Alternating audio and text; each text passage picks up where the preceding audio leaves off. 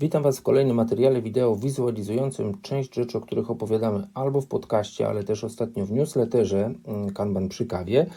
Dzisiaj chciałbym porozmawiać i pokazać kilka trików oraz problemów związanych z zarządzaniem zależnościami.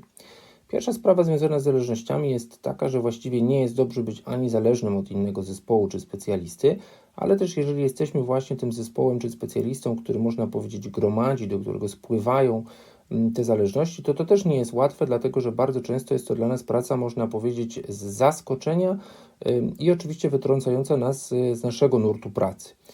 Bardzo często te osoby czy zespoły to nie są specjaliści, którzy tylko i wyłącznie czekają na nasze zgłoszenie. No i można powiedzieć, wchodząc w ich buty, chcielibyśmy takiej sytuacji stresującej, kiedy my się o coś dopraszamy, czy też właśnie komuś taką prośbą przeszkadzamy, uniknąć. No, można by łatwo powiedzieć, po prostu zredukujmy zależności do pewnie zera, ale to, jak wiemy, wcale nie zawsze jest możliwe, nawet powiedziałbym ekonomicznie nie zawsze najbardziej opłacalne. Co w związku z tym? Zaczynamy od takich oczywistych zależności, czyli zależności, które bardzo często prowadzą wręcz do wyrazu bloker wewnątrz zespołu. O czym mowa? Załóżmy, że pracujemy w sprincie i te 4 elementy, które widzimy teraz na tablicy, może stanowią elementy potrzebne do zrealizowania celu tego sprintu. Być może pracujemy w sposób ciągły i one nie są od siebie niezależne, bo stanowią jakąś jednostkę czy sekwencję dostarczania wartości. No i teraz sprawa oczywista, od którego zadania powinniśmy zacząć. To nie jest takie oczywiste, bo może powinien być to efekt dobrego planowania sprintu, ale bardzo często będziemy widzieli sytuację, w której no właśnie członkowie zespołu będą zaczynali tą pracę w taki sposób, powiedziałbym, nieoptymalny, ponieważ dopiero w którymś momencie, na którymś etapie, kiedy pojawi się takie typowe starzenie pracy w toku, a więc powiemy sobie, no już dalej z tym iść nie mogę, to dowiadujemy się, że właściwie istnieje pewnego rodzaju zależność w stylu inne zadanie, również należące do zakresu pracy naszego zespołu, powinno być skończone pierwsze, żeby umożliwić przepływ tego zadania, które już jest na tablicy zaawansowane. To oczywiście, no,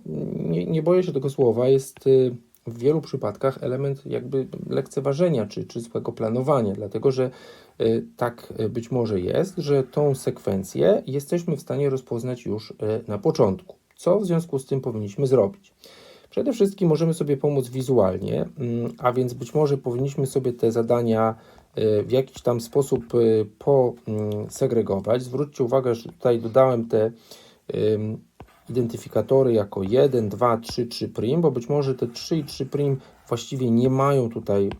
znaczenia, w jakiej kolejności zostaną rozpoczęte, ale gdybyśmy sobie właśnie zadania w ten sposób ułożyli graficznie, byłoby oczywistym, że najpierw chcemy rozpocząć pracę nad tym zadaniem numer 1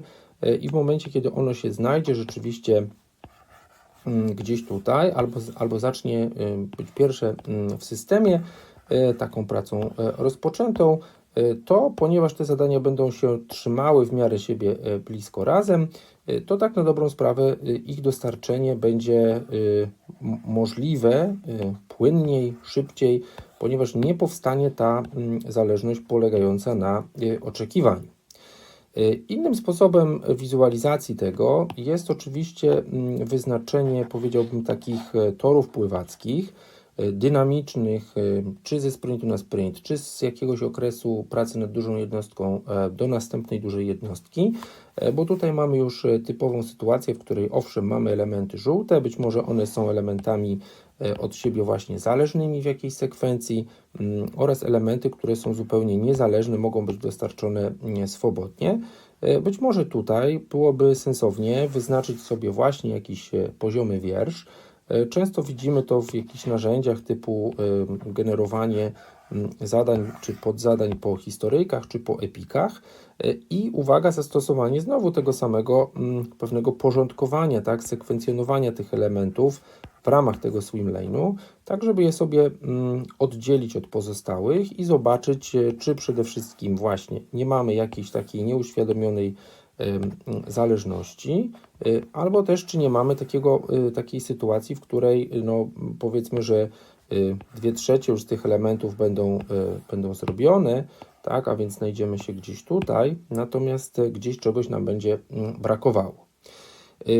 To jest tak, że z tymi zależnościami wewnątrz zespołu bardzo jest często przyczyną, powiedziałbym, utyskiwania, zła kompozycja zespołu, a więc mówimy sobie, no co ja mam zrobić, jeśli biorąc pod uwagę te zadania, mam tylko jedną osobę, która potrafi to, a dwie osoby, które potrafią coś innego. To jest oczywiście pytanie, czy nie jest tak, że to przede wszystkim powinno nas dowieść gdzieś może do koncepcji przebudowania tego zespołu, ale z drugiej strony zastanowienia się, czy to nie jest tak, że zawsze te osoby, których jest nadmiar i które mogą stanowić taki podzespół czy grupę specjalistów, która nadprodukowuje, i czeka właśnie na te zależności od tego wąskiego gardła, od tej jednej osoby, nie jest tak, że powinny zająć się czymś innym, co nie oznacza wychodzeniem całkowicie poza swoje kompetencje,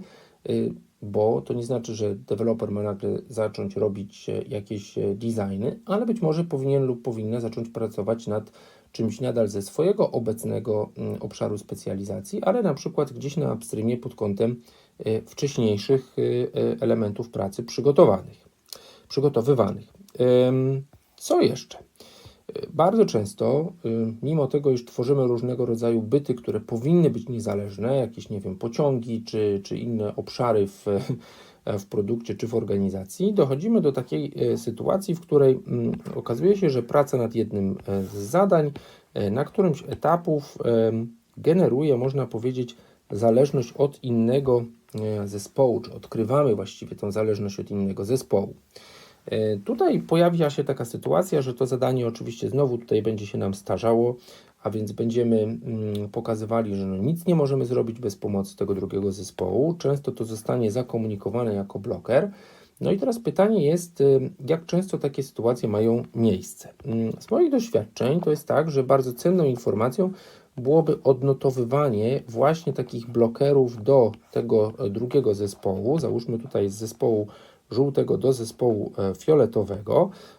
i okazuje się, że obserwując, można powiedzieć, właśnie nie jakieś wydarzenia bardzo specjalne, rzadkie, ale wydarzenia, które są bardziej cechą po prostu tej organizacji, czy tego, jak jest ten system realizacji tej wartości zorganizowany, to widzimy, że właściwie w pewnych powtarzalnych okresach, czy byłby to sprint, czy byłaby to jakaś jednostka czasu, widzimy, że te zależności się pojawiają. Pytanie teraz, w jaki sposób my się komunikujemy z tym drugim zespołem i kiedy mu to zgłaszamy. Celowo tutaj narysowałem to w ten sposób, że no właśnie, jeśli przyjdziemy z tym zadaniem do zespołu fioletowego, no to się okaże, że on ma też swój system, który jest w tej chwili zapełniony. Im również będzie zależało na realizacji tych elementów, które mają w swoim strumieniu, a więc umieszczą nasze zadanie niestety nisko w kolejce. No i ciężko jest mieć do nich tutaj pewien żal czy obiekcję, ale pytanie, czy jeśli jest tak, że my mamy zwykle taką zależność raz na sprint, raz na miesiąc, to nie byłoby dobrze, można więc powiedzieć się dogadać i zaalokować sobie to miejsce w tej kolejce i powiedzieć, prawdopodobnie w tym miesiącu czy w tych 2 tygodniach będziemy mieli dla Was jakieś zadanie, bądźcie na to gotowi. Być może to nie jest tak, że automatycznie przeskoczymy do tego systemu na sam szczyt tej kolejki, albo gdzieś tym bardziej nie będziemy w stanie wstrzyknąć go do środka tej tablicy tutaj, ale tak na dobrą sprawę ten czas oczekiwania mocno skrócimy. Tu się często pojawia taka dygresja, ale kiedy to będzie? My nie potrafimy powiedzieć, kiedy ta zależność wystąpi. To ja powiem troszkę taką metodą dekatastrofizacji, że jeśli tutaj rzeczywiście będzie na tyle szczęśliwy scenariusz, że przez bardzo długo nie będziemy mieli tej zależności i nie skorzystamy z tego umówienia się, zaalokowania w innym zespole, to ja powiem szczerze, że rzadko widzę pewnego rodzaju, nie wiem, agresję, to na pewno nie, ale rozczarowanie tym, że nie będziemy robić czegoś dla innego zespołu, bo zwykle te zespoły mają co robić od innych interesariuszy, a więc można powiedzieć, zwolnimy im ten slot, zwolnimy im ten przedział i tak na dobrą sprawę to być może nawet będzie ulgą dla nich, a no właściwie może jest to dobra sytuacja, że akurat tej zależności tutaj w tej chwili nie mamy. Co mam na myśli? To jest oczywiście to, że prawdopodobnie powinniśmy się komunikować, a więc jeden z drugim zespołów, zwłaszcza jeżeli widzą takie powtarzalne te zależności, powinny odrzucić takie myślenie życzeniowe w stylu, że no teraz w nadchodzącym okresie to na pewno tej zależności nie będzie, mimo iż widzimy, że jest to powtarzalne od wielu, wielu tygodni. Z drugiej strony powinniśmy to wpisać również w jakieś jasne, jawne polityki, tak żeby było wiadomo, w którym miejscu, z jakim wyprzedzeniem, gdzie tutaj w tej kolejce mamy szansę się znaleźć, po to, żeby no właśnie nie doprowadzić do blokady czy zbytniego starzenia się naszej pracy, ale jest to kwestia, powiedziałbym, sprawnej, dobrej komunikacji, wzajemnego budowania oczekiwań. Tyle o zależnościach. Pewnie jeszcze mamy o zależnościach sporo do obgadania, między innymi o zależnościach pozaorganizacyjnych, ale to może przy następnej okazji.